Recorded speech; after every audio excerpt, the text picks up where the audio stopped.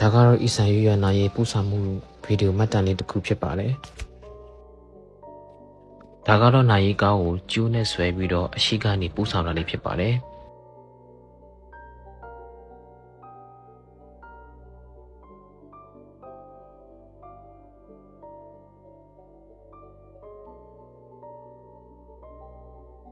ဒီလိုကျိုးဆွဲရမှာလက်ကို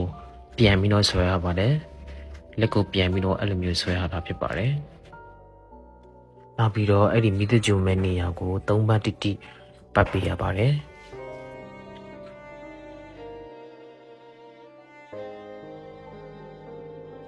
ပြီးတော့ဘုန်းကြီးတရားနာရပါတယ်နောက်ပြီးတော့နာရေးကူညီမှုအလူငွေများလက်ခံရရှိကြောင်းကိုဖတ်ကြားပေးတယ်နာမည်စရင်းတွေအများကြီးကိုဖတ်ကြားပေးရပေါ့နော်အဲ့မှာကျွန်တော်တို့ကတနာရီ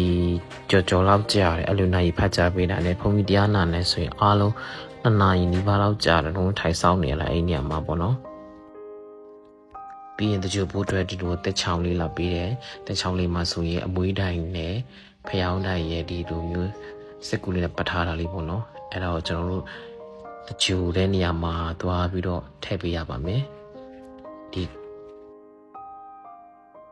ဒီလိုမျိုးတကြိုမဲ့နေရာမှာသွားထားပေးရတာဖြစ်ပါတယ်ဒီလိုထားပြီးတော့ဆူတောင်းပေးရတာပါပြီးရင်ဒီအောက်မှာကျွန်တော်တို့လက်တွေဆေးရပါတယ်ကျွန်တော်မြန်မာနဲ့ခက်ဆက်စင်ပေါ့နော်အဲ့လိုလက်တွေဆေးရပါတယ်ရေနဲ့ရေထားပေးထားတာပေါ့နော်လက်တွေပါလေးဆေးဖို့ပြီးတော့အဲ့လိုမျိုးအလူငွေပတ်စံတွေကျဲပါတယ်ပတ်စံလေးတွေနဲ့တခြားလုံးတွေနဲ့ကိုသူတို့လူလာပေါ့နော်အဲ့လိုမျိုးကျဲပေးပါတယ်ဒါလေးကတော့ကျွန်တော်ကောက်လို့ရတဲ့ပတ်စံနဲ့တခြားလုံးတချို့ပါပြီးတော့ရှိသေးတယ်သူတို့တယောက်ချင်းစီကိုဒီလိုကောင်းညင်းဆန်လေးတအိတ်လည်းလက်ဆောင်ပေးပါတယ်